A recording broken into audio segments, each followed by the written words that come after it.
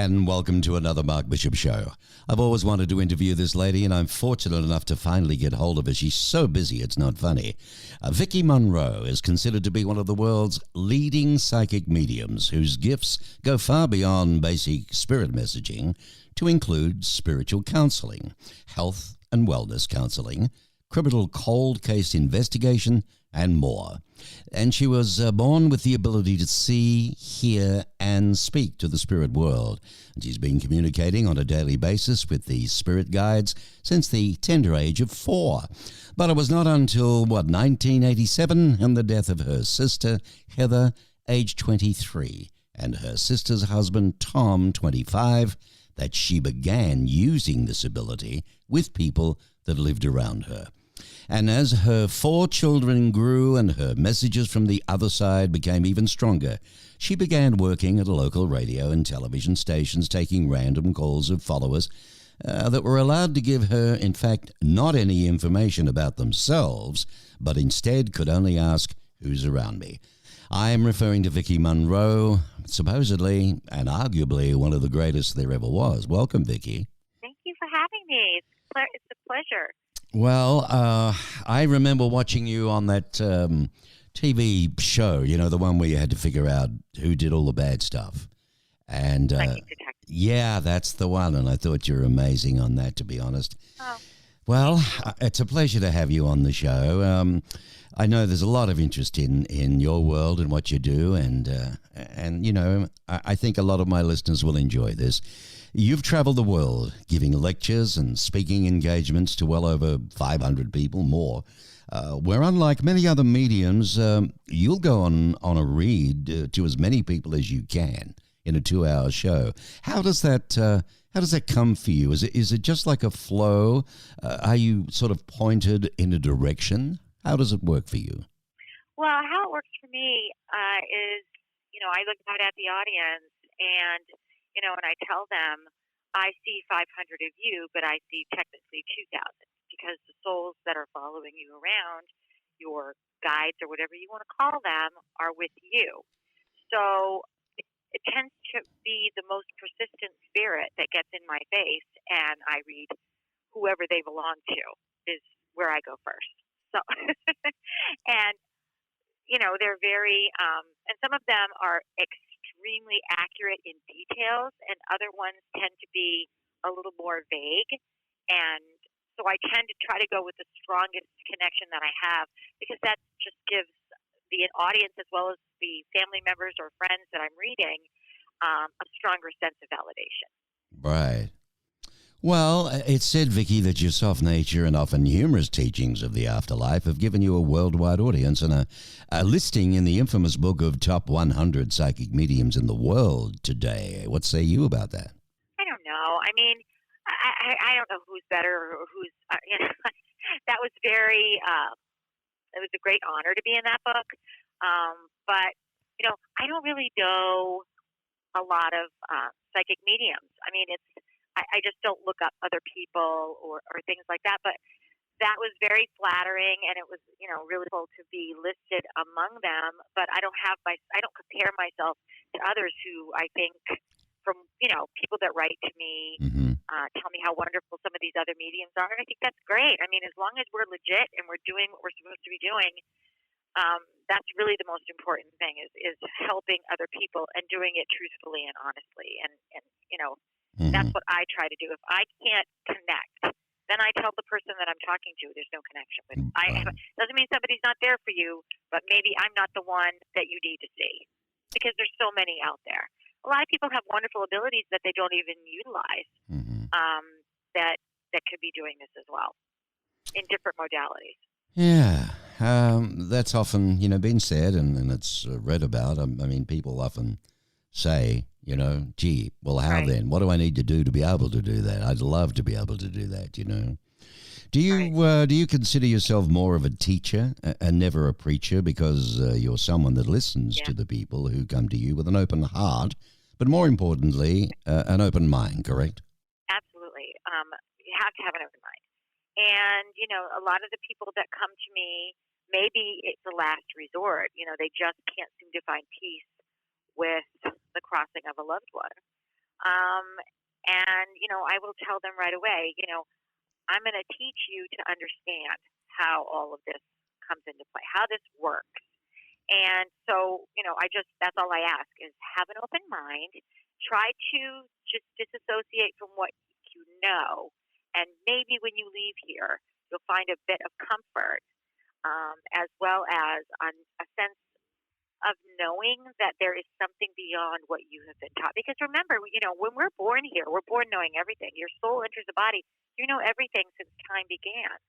But what we develop is a sense of soul, amnesia. Mm-hmm. And the body functions solely with the brain. And let's face it, when you listen only to your brain, you're losing, that ability, that intuition, which resides solely in your gut. That's where soul resides. Right. And that gut feeling is almost instantaneous. It will always guide you in the right direction. But we are taught not to listen to that. What does your head tell you? When we go to school and things like that. Listen to what does your head tell you? Right. Well, I always tell them, get out of your head. Get out of your head. Come down, center down here. And the truth presents itself. Just stop searching so hard for it. Right. It reveals itself to you when you take a deep breath and you relax. When reading about you, Vicki, it said that you've helped, change the lives of so many in the last 20 years, and you continue to do so. You continue to do your best to help those who need answers and find peace when they can't find it for themselves. Does your gift get stronger for you as you get older? I don't. Mark, I don't. There are days when I wonder if it's gonna kick in at all. And then when I get in front of someone that needs a session with me, Mm-hmm. there it is. So I haven't had a problem with it as far as, being depleted as I get older. I think it's moving in different directions to the point where now I feel more of a teacher, a lecturer, than just somebody that does readings. It's kind of moving in the direction to try to help more people as an audience than one individual person. Right. So I do feel that pull more so than I ever did before, where it was really just focusing in on the one-on-ones, just like, when I started doing it publicly on the radio, it was a one-on-one. But now it seems to be going out into a direction of large audiences and groups and things like that. Well, we're supposedly going through a period of awakening, the whole planet, all of us, in fact. But I would ask the question, look, it's wonderful if you can connect with, my mom that's gone, or my dad, or my lover, whatever the case may be. But that conflicts with, supposedly, I thought they went to heaven or to hell, or they went somewhere else. They went to another planet. Or they went to another life, or to another energy system, or another dimension. How can you call them at will, or what makes them come to help call them you? at will. Yeah, no, that's a wonderful question. I cannot call them, and again, that is what I establish at the very beginning of any show or event or an in-person session is I cannot guarantee who's coming for you here. I don't know who this is going to be. So if you have to, right at the very beginning, open your mind to the possibility that someone from another life who's been watching you in this life could come through. Mm-hmm. So it could be anyone. Right. Okay. Now, I want to ask you some deliberate questions that, maybe can explain a little more here. If you've just joined, it's the Mark Bishop Show, and I have famous medium Vicki Monroe as my guest. Okay. So how does being a psychic medium help other people overall? I think for me, and I can only say for myself, I've helped people find comfort and a sense of peace after losing someone that they love. Simply by giving, some validating things that they would have said or how they said it, accents, different things like that. That's what I've been able to do. I've helped people find missing objects. Just anything, little things that people are driving themselves crazy about. I've even done readings for people that have lost pets. And I mean, I'm an absolute animal lover. And when you lose a pet, it is. I'm sorry. I think sometimes it can be more painful than losing a Well, family member. my word, man's best friend, and lady's best friend as well. But the last thing I read told me that they're there waiting for me. Oh, they absolutely are. Are they? And they're Isn't the that first lovely? ones there. Oh, isn't that great They're news? the first ones in the light. Once you leave this place, they are right there waiting for you, and they always look about 8 weeks old. So it's wonderful. Yeah. Well, isn't that nice to know? So I try to bring a sense of peace. I have to say it's peace of mind, because mind is spirit, brain is physical. And so I'm hoping, and that's what the messages I've gotten back from people that I've read, that's what they have said, and that's my whole intent, is to just give them some sense of peace that it isn't the end. You will see them again. They do give signs. Watch out for them. And it isn't just wishful thinking when you feel them around you. It is them. And they need to know that. That's that. Well, I hope that puts some people's mind at ease for them. Let's talk about when I saw you on TV. It was amazing. Tell us in a nutshell, what is a psychic cold case investigation in your mind? That was the cold case investigation. Was the police were having a difficult time finding the culprit, or the person that killed this person. And so they reached out to me because they listened to my radio show, and I was called in, I'm sure as a last resort, just to see if I felt anything. And it just happened in this one particular case. She came right through, and I helped them to go in a direction. I didn't solve the case. I just helped give them maybe a couple clues that I was getting. Now, whether they were going to work or not, I didn't know, but I was able to give them something. And it just so happened in that case it worked. Wow. Yeah, it might have only been a couple of little things, but, little clues can add up and lead to the end result. There are a lot of cold cases around, aren't there? There are. And now, what about a psychic investigation? A full-on psychic investigation. How do you go about that? Well, I basically, it's, when I'm contacted by the police, I can't do a case with people that are friends of a family or people who are living in the town, and they call me and they're like, you need to investigate this. No, that's not what I do. If law enforcement contacts me, then I will look into it. Right now, I'm not doing any more cold cases because I just have so many that need attention. But what it entails is, police officers contact me. I look into whatever information they have. I will see what I get. If I don't get anything, I will let them know I don't have anything on this. I'm not getting, anyone coming through for that. And literally that's what it entails. And then, Lord, then if I do happen to get someone that comes through, I let the police know, and then I follow up with them as to any other information that I may be getting. And then they take it from there. I have nothing to do with anything else. They take it from that's not up to me. I'm interested in the reaction. If you see a TV show or something and they refer to going to a psychic, the eyes roll over and the eyebrows go up and all that type of thing. How were they to you initially? How was the reaction to you? How did they receive you? They were really, I have to say, they were amazing. They were very open-minded. They actually listened to my show, which is what they called me. Right. I had never heard, I didn't know about this case. I didn't know anything about it. They actually called me and said, this is the roundabout on what this case is about. It involves this person. We don't know who did it. We have some ideas. And it was just so happened that the victim came to me and told me some important pieces of the puzzle. And I let them know that.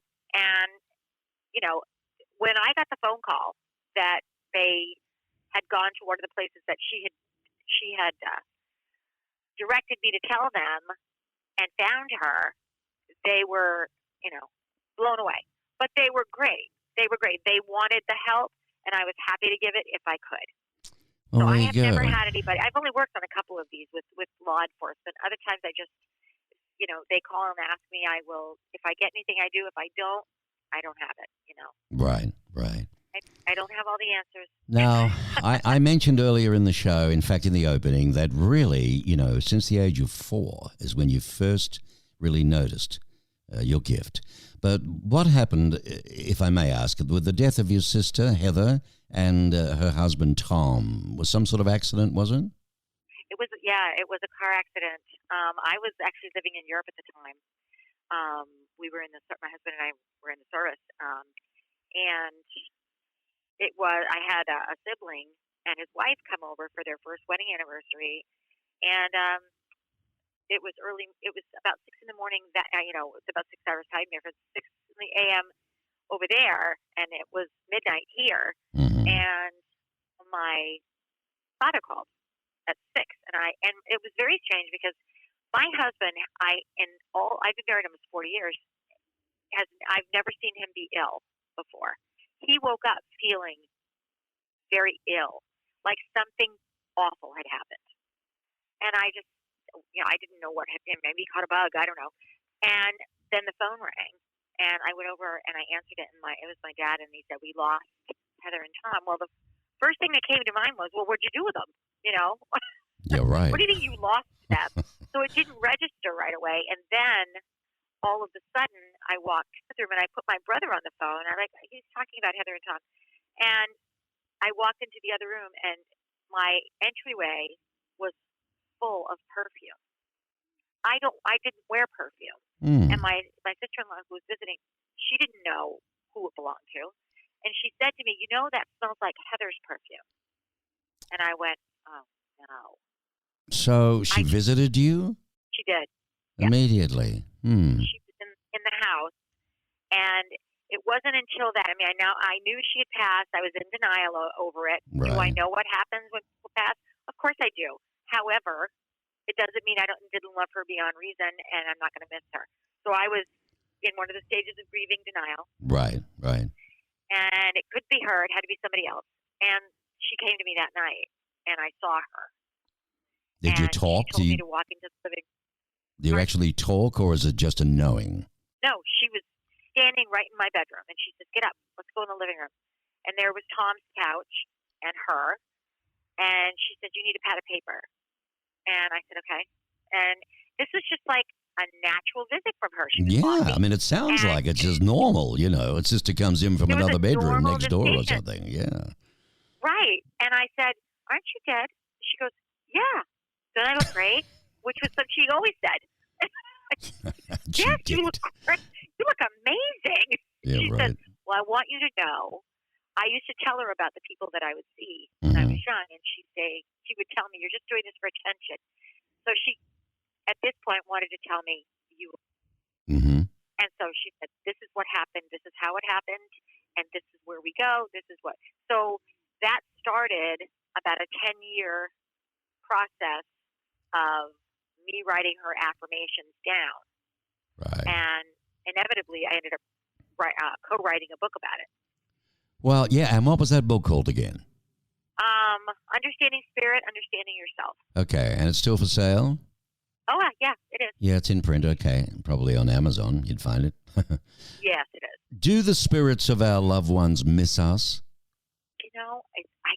I don't hate me, people, but they don't, because they can see us every day.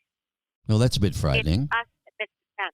See, this is another thing that bugs me. I've wanted to ask you. Okay. When are we private and when are we not private? Well, okay. So, for example, I've heard this too.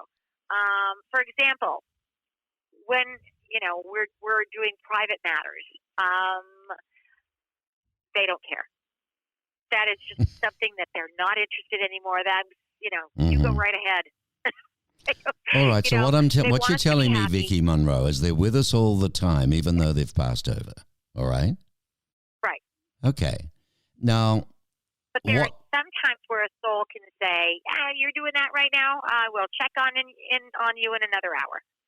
Okay. It's like they can be in their heaven, and heaven is whatever you want to create for yourself. They can be there, but all they have to do is, if they know you're thinking of them, It's like flipping a switch on or off. On, they're right there. They could be in their heaven, but they have their eye on you. Right. And really, if they know all, then we should be able to ask them. They are our guides, right? Right. So you can go to them with issues and problems and answers and, of course. Right. And are That's there why angels? I kind of say, oh, yes. Yeah. That's good. Angels tend to be souls that have not incarnated. They've always lived on that realm, but they're almost like the wisest of the wise. They are our teachers. Can a soul that's lived in a human life ascend to that position? Yes, you can. It takes a lot of work and a lot of hard, Right. lifetimes, and how do you look at it and all that. But sure, you can. Do you have to come back? No, you don't have to come back here. If you don't want to come back here, you don't have to. Right. It's entirely up to you. And can you contact a specific relative if you wanted to? I can't, but they're always listening. So I can tell you that, if I'm talking to my dad, I know my dad hears me. Does he always respond? No, but I know he hears me. And I talk to my sister, but I also have other, there's a lot of souls over there that I know that sometimes they just pop into my mind. And that's a message to you that they're right here. Really? Yeah, because I lost my mum at 58, very young, with cancer. And, you believe different things, you read different things, and then, of course, our programming as we're brought up in various religions, and so on. There's no life after, there's nothing, whereas reincarnation. I wonder how your attitude is on that one with reincarnation, because that would make a lot of sense. Because to me, I could... Sorry, go on. Go ahead. Well, I was going to say, I find it very difficult to think that one could live a lifetime, albeit very short, 60, 70, 80, 90, 100 years, blink of an eye in the time of eternity.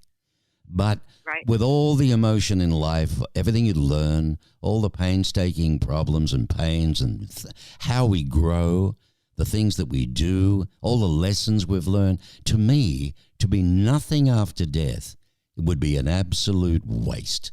It's a travesty to even think that. To me, to believe that you were born into this life, you go through all these different experiences, and some people choose a life that can be very hard, only because in the last one it was very easy. So let's even this out.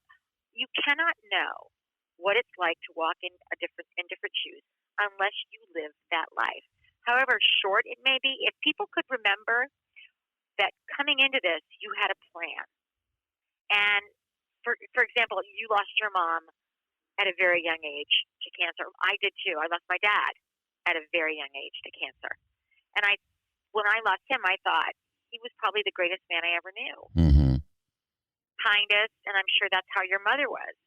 And well, she was like, because I had no father either, so my mom was my best friend, Of course.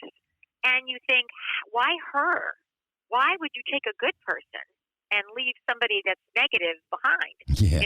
Somebody that we think doesn't belong here. Well, each soul coming into a life made a plan, a map, a blueprint, whatever you want to call it. And you only stay as long as the plan dictates. So all the things that you go through, you chose to go through. How you respond is up to you. Will you look at this as a negative, or will you look at, poor me, I can't believe this is happening to me, or will you say, okay, I chose this. I'm going to figure this out. I'm going to let it ride, but I'm going to be positive about it. And when you have that frame of mind, the negative goes by much quicker. And you'll also find that you appreciate the positive. Even when you didn't think you were going through a good time, you realize you were before something negative happened. Well, there's probably listeners, Vicki, that hear this and say, well, how do you justify then somebody coming in or choosing to be a rapist or a murderer or a Hitler, if you like, right? Right. No soul comes into life with that frame of mind. No. Can the physical stop listening and start becoming 100% human, and everything is about themselves and their thoughts? And no, yes, you can. You literally can become, you have to look at yourself as 70-30. You have 70% of you is your soul. Mhm. 30% when you come in is human. You have to live in a human existence. But when we're taught, we're programmed. Nobody's born hating. No one's born a rapist or a murderer. Mhm. We are born loving. So Those basically, feelings a of fresh, pure soul comes into life, right? Exactly. So can you be tainted? Can you be injured beyond repair physically? The soul will always try to guide you in the right direction. But when we stop listening and we become what we've been taught to be, or what Mhm. we believe, that the depression, the anxiety, whether we become an addict and all these other things, can you overcome it? You've seen people overcome these things and become the most amazing people. So that's But the then, lesson then. That's the sadly- lesson one had to do to get over that, to learn that and beat that. Right. And others Hmm. just don't. And they can, So is this the case where they go back around again until they learn the darn lesson? yeah, they basically do. And that's the soul's choice. The spirit's choice is, I got to do this again. I got to get it right. What I happens need if I don't? What happens understand. if I don't? Say I take the easy way out. If the only thing And I can tell choose you not to do it is- again, or I choose I give up. Sure. What happens then? They don't have to come back. No, but I can tell you that a soul is perfection and 100% love. And if it's just that will be a nagging feeling forever Ugh, unless they fix it. right. All right. Now, because I want to move on, how do I know if a past loved one is trying to contact me? I know you said before, they pop in sort of thing if they're around you, but are there more specific, hints? Usually, sense of smell, a cologne, a perfume, food, anything that would remind you of someone that you loved. And a lot of times we just, poo-poo that off. That can't be them. That's just wishful thinking. A touch. Dreams are huge. They'll come to you in dreams. That usually look really well. They won't look sick. They won't look old. They will look as you remembered them at their most healthy. Oh, that's nice. Also, they often send birds, like cardinals are huge for some reason. I don't know if it's just because they're so red, but like little bluebirds, anything that's bright and vibrant and color that you just simply cannot miss, and you just think, I've never seen one of those before. Mm-hmm. Those are all signs. I had somebody last Wow. week that their father had a tattoo that was an anchor. He was in the Navy. And she didn't understand why she kept seeing shapes that would look like anchors. She saw, I was walking past, and in my garden it looked like a footprint, but it was an anchor. Right. And I said, so you're not getting this? She's like, that's my dad, isn't it? I go, yes, that is your dad. Well, look, what big. about this one? People always think, you come a change in life. I get that way now. I won't even walk on a bug. You know what I mean? I just like, Sure. I'm scared stiff. It's my mom. I know that sounds nuts, No. but what No, is it the deal doesn't. when That's it a comes to Buddhist that? thing. That's what the Buddhists say. Yes. That's just the Buddha. Yeah, they will say that, and I think it's very interesting. But honestly, it's more from what I know. Souls that are reincarnated as people always come back as people. Mm-hmm. So, I don't step on bugs simply because Right. the world, everything has a soul, and that's the way I look at it. But if it's a spider and it's walking up my leg, that thing isn't going to be around long. So, yeah, Well, I don't folks, care. You can gather what a Go to reading. heaven, have fun. I was going to ask you what a reading is like with you, but you know what? I don't need to do that now. But do you still do large venues? What about radio, television, I do. voiceovers? Do you still do all that stuff? I still do. Working on a project right now, almost finished Mhm. for a possible pilot for TV. Oh, I'm goody. excited about that. Right. And I I'm actually looking into, I've had so many people ask me to do a podcast. And maybe you're the one I should talk to, Mark. Maybe this is meant to be. Yeah, by all means, things are. I'm a great believer of that. Look, you got to Yeah, understand, though, there's 1.8 million podcasters out there. I mean, I'm a nobody, you've got to be a superstar to have a mass listening audience like a Rogan or something. But it is surprising that it's out there. But no, I'd help you all I can, not a problem. Oh, that would be great. Yep, I mean, you got so many it. people want that, but yeah, I do live venues. I do. My shows are starting to be. I don't usually do them in the wintertime just because weather is Mhm. so difficult where I live. Oh, yeah. You're And in Maine, of course. Yeah, you'd be freezing there, yes, wouldn't it? yeah. Well, today's 50, so it's pretty nice, but it's going to drop into the 20s on Sunday. So yippee! Yeah, Right, right. Well, yeah. what do in closing now, what do you do in your spare time, if you have any? I love fitness. I'm a huge fitness advocate. It's actually I'm looking into becoming a trainer, just because I feel like I'm going to be 60 in October, and I think people need that. People Yeah, need, just the the body. mind, Yep. body, soul connection. It's just part of my life that I think I could help other people do. So it's just like kind of taking another step Hmm. in the direction. I can help your soul, I can help your mind, but I'd love to help the physical part of you to be healthier as well. So that's Well, just it another helps. thing. It does help. There's no doubt about it. As we get older, we It get a does. little bit lethargic, Yeah. and it's harder to do things. But take the Yeah, dog you for don't have extra to feel walks, old. do extra things. That's good. I play a bit of Exactly. golf, but by gee, it can give me some pains. I tell Good you. for you. Now you call New Yeah. England home, but has many places around the world. You've traveled a lot. Have they touched your heart? Yeah. Is there another place that you love more than somewhere else? Oh, I got to tell you, I loved Italy. I loved Switzerland. But I think there was one place that I've been that it grabbed me, and during a meditation regression, I found out that I'd actually lived there, and I actually did some family tree connections and found out that I had family. So I do think that a life was lived there. I have a huge connection to Cornwall in England. Hmm. Huge. I knew where I was before I got there. So I hear you're And that's endorsing past lives from a point of view of regression, past life regression. right. Past life regressions are huge. You believe in you that? want to utilize why you have a fear or why you have Hmm. this connection, but you usually it tends to be with people that have some type of a disorder or a fear, Hmm. and you can't pinpoint it through therapy, life regression through a licensed regression person, not just somebody that says, "Oh, I do that." Make sure they're licensed Yeah, license. and Yeah.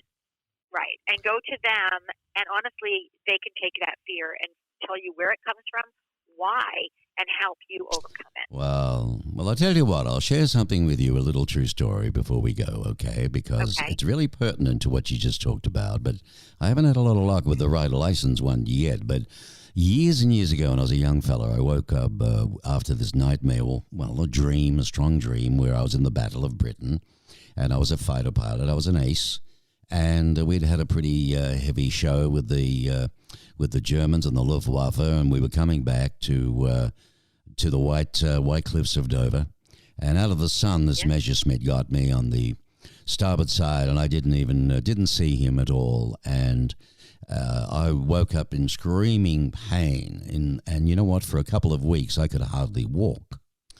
Then years and years later, I wanted to fly. I don't know why, but I just had to fly one more time. I just really had to fly. And at that stage of the game, I was doing my television training and radio training in Australia, which took me all over the country because you have to learn, from the bottom and work your way Right. up. So that was wonderful from a point of view of seeing my country, provincial cap city. But anyway, I got to fly and I got to do theory and I became a private pilot. But came the day that I had to go solo. And if there are any pilots listening to this, they'd fully understand. You sit there and you wait and you're checking your carbing, you're doing all your stuff, what you've got to do to make sure. Because the dude who's been training you, the CFA, has got out of the plane and you really are on your own. And the reality is, go, do it. Do your solo. You've done everything else. You can fly. You're a good pilot. Just do it. Now you're solo. Well, I tell you what, on takeoff, I had this enormous fear come over me. And there's one of the things you learn when you're flying, particularly in private pilots, is you never turn back. Never turn back, no matter what. You've got to get to a level of at least 1,500 feet so you can do something with your craft if there's a problem. Well, I tell you what, I was literally 300 feet off the ground and climbing, nice and steady, when this fear hit me and just totally took me over. And I was blacking out. And I was praying. I saw all my life go before me bit by bit. And I was thinking, gee, someone get a ladder up here. Will you get me out of here? Yeah, right. here I am climbing and climbing. I don't know how I got down, Vicky, but with God's help, I got to 1,500. I banked. I went downwind, and I landed. But that was it. I never flew again. I sat in that craft for an hour, shaking like a leaf. But ever since then, that fear, and I'm now, on the other side of the hill, and that happened to me at what did that happen to me at? Around about it happened to me at around about 28. So the reality is, and I've lived with that all my life. It's affected my life. Can't go up tall buildings, hate bridges, all sorts of things. It's terrible. Sure. Now, if it's there's past life memory, a past life, a licensed past life, you really like. I've tried every other darn thing. It's never worked. Right. So I'm prepared to give that a shot, and you're endorsing it because I trust you. And I've read. I am endorsing it. So this is good. This is good. All righty. So thank you, Vicky Monroe. Memory. So just remember, it happened in another life. It's not this one. Your soul was reliving something that has happened before. Okay. But and why? When you do fly, you have to tell yourself that is not now. That was then, not now. The funny thing is, I've flown as a passenger in many jets after that. Been nervous on takeoff, but I love the landings, and once I'm up, I'm fine. But it was it was never flying again solo wise, and I wouldn't so that I just really felt that interesting. So there you go. I hope you get something out of that, folks. I really do. And, I love it. And Vicky, it's been so nice of you to share. I know you're very busy, and I'm so pleased to have had you on the Mark Bishop Show. This goes out on podcast platforms all across the place. Around it's got a global reach. And also on the Tucson Business Channel on markbishopmedia.com. It'll permanently be there. So if you've missed some of it, you've had to go or leave, whatever, just go back to that. You can hear it all the time. And I'll send you the link as well, okay? Thank you so much, Mark, for having me. It was a pleasure talking to you. Not a problem. It was wonderful. And we'll touch base. I'll follow up and we'll touch base on reference to you getting your podcast going. How's that? Oh, love it. It'd be great. Thank you so much, Mark. Have a wonderful day. You too, my dear. Bye now.